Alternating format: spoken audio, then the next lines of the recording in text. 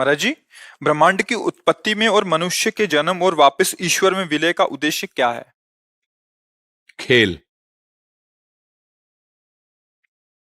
सहज शब्द में खेल, शास्त्रीय शब्द में इच्छा। एकोहम बहुश्यामा। उस परमात्मा के हृदय में उपनिषद कहते हैं एकोहम बहुश्यामा, मैं बहुत हो जाऊं, क्योंकि खेल अकेले नहीं होता। एकाकी न रमते, एक में रमण नहीं होता, दूसरा कोई है नहीं। तो आप अपने आप से अपने आप को बहुत रूपों में विस्तार करके और दो प्रकार के खेल खेल रहे हैं।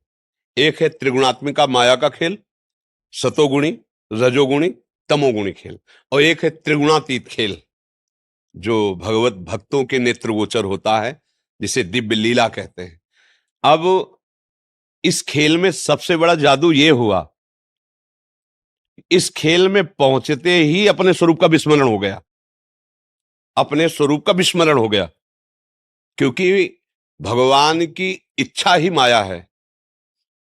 और इसका ऐसा प्रभाव पड़ा, क्योंकि खेल खेलना है, अब विपक्ष का खेल खेलना है, और मुझे पता है मैं और मैं एक ही है, अब खेल नहीं होगा। तो उस इच्छा के प्रभाव से विस्मरण हो गया। अब विस्मरण होते ही वो इस देह में आसक्त हो गया, जो हमें देह मिली, चाहे सुअर की मिली, कुत्ता की मिली, जो भी योनि मिली। अब उससे निकलने का उसमें चांस नहीं रह गया। खेल है, एक चांस रखा गया। 83,99,999 योनियों में जो 84 लाख पूर्ण होने की बाद वो मनुष्य योनि एक ही, इसमें विवेक संपन्न होकर आप अपने आप को निकाल लो।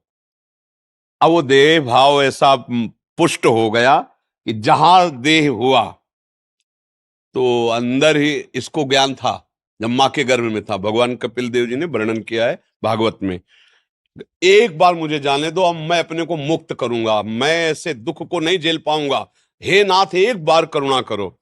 बाहर हुआ तो कहां कहां कहां, बोले बच्चा हुआ है, आनंद मनाओ। वो रो रहा है कि वो दिव्य ज्ञान कहां गया, वो तेज कहां गया जो मैंने गर्भ में देखा था। भूमि परत भा ढाबर पानी, तिम जीवहि माया लपटानी। एक पॉइंट था जिससे हम निकल सकते थे, इस खेल से विजयी हो सकते थे। मनुष्य शरीर में आकर हम आसक्त हो गए। अब अपने को कर्ता और भोक्ता मान करके नाना प्रकार के मना कष्टानि इंद्रियाणि प्रकृति स्थान कर सती, फिर उसी इच्छा में फंस गए। मनुष्य शरीर धारण करके प्रकृति की भोगने की फिर उसी इच्छा में फंस गए। अब लौटना है हमें। अगर खेल से उब गए हों तो हमें लौटना है। क्या अब लौटना कैसे हो सकता है? इस नाटक मंच पर तुम्हें जो रोल दिया गया है, बिल्कुल ईमानदारी से उस रोल को निभाइए। और ये ध्यान कीजिए कि तुम सिर्फ नाटक कर रहे हो, तुम सत्य में वो नहीं हो जो नाटक कर रहे हो। नहीं हो।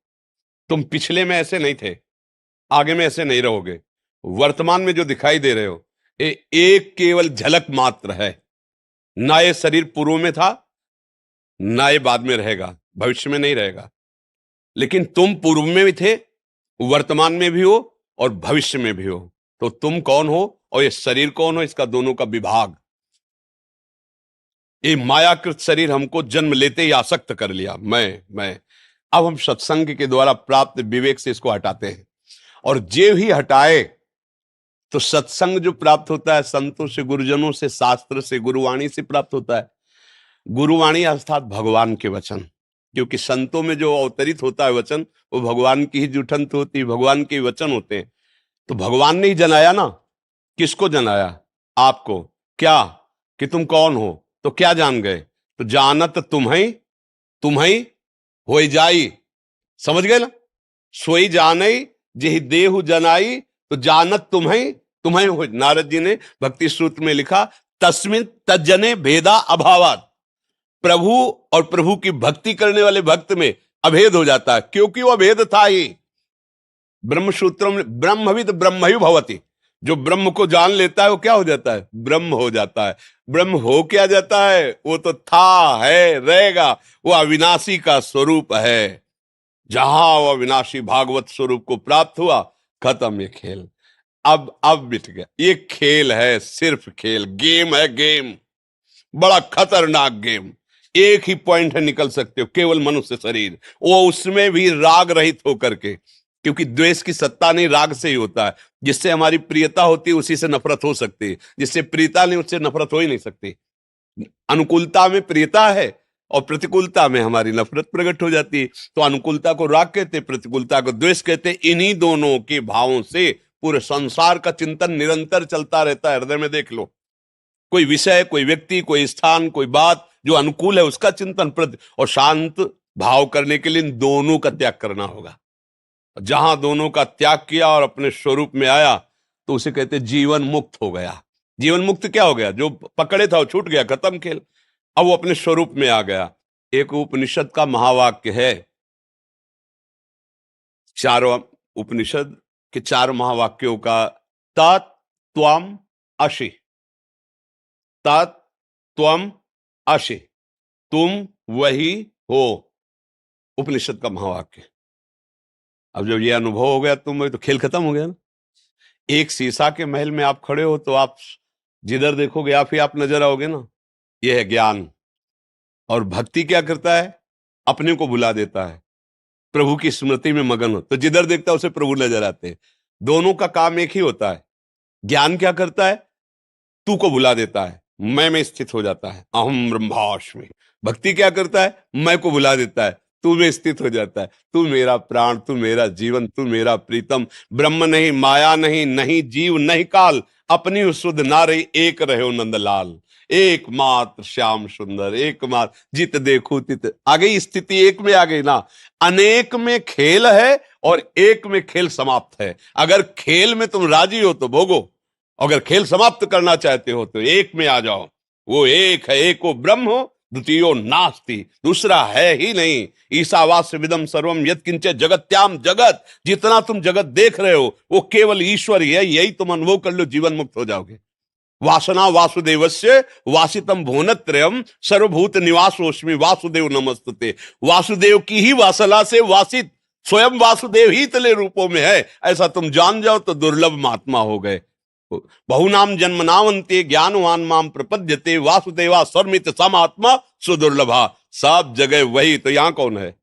सब समय वो है तो ये समय भी है। सब में है तो इसमें भी है। सब का है तो मेरा भी है। जो भाव लगा पावे, भाव लगा करके निकल जाए। ये नहीं तो ऐसा जंजाल फंसा है माया का, इतनी कोट पे कोट बंधन है कि निकल पाना बड़ा मुश्किल है। जैसे किसी राजधानी की सुरक्षा के लिए परकोटे लगाए जाते थे ना, ऐसे ही जीवन मुक्त अवस्था के लिए परकोटे हैं। मेरा ही स्वरूप सुंदर रख करके आ जाता है वो, और इतना फंसाव में फांस लेता कि मैं और तुम, मैं भोक्ता तुम भोग्य, फंस गया। मैं स्वामी तुम सेवक, फंस गया। मैं पिता तू पुत्र, फंस गया। जब पूर्ण ज्ञान हो जाएगा तो न मैं न तू, जो है वो है। बस खत्म, खेल खत्म। बस खेल इतने में ही चल रहा था, समझ रहे ना? ये एक खेल है बस। अब खेल क्यों है, अब इस पर प्रश्न नहीं किया जा सकता। प्रभु के हृदय में इच्छा क्यों प्रकट हुई, वो सर्वतंत्र स्वतंत्र है, उस पर प्रश्न नहीं हो सकता। अब हमारा प्रश्न है कि खेल से निकलूं कैसे। बस ये गेम है, फंस गया। निकल जाओ, द्वार है एक, और आ गए हो, उस द्वार पर आ गए हो। बस हमारी दशा ये है कि जैसे 84 दरवाजे का एक महल हो ना, और आंखों से अंधे हो और एक ही दरवाजा खुला है, तो ऐसे ही तो ढूंढेंगे ना।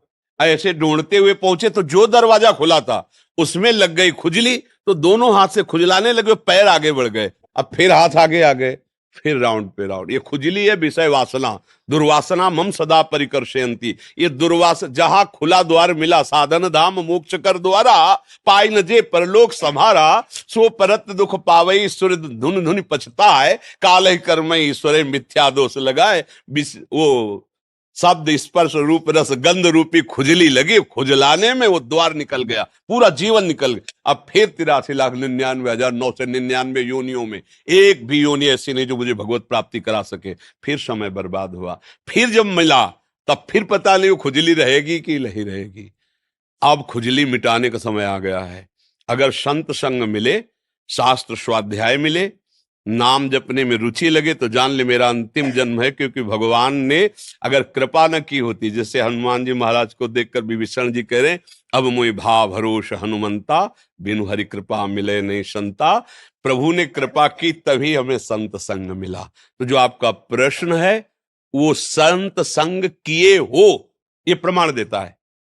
तो अब इसको उज्जवल बना लो, प्रकाशित कर लो अपने आप को। बिल्कुल जो अधिकार मिला है, जो पद मिला है, जो सेवा मिली, उसे पूजा मान लो।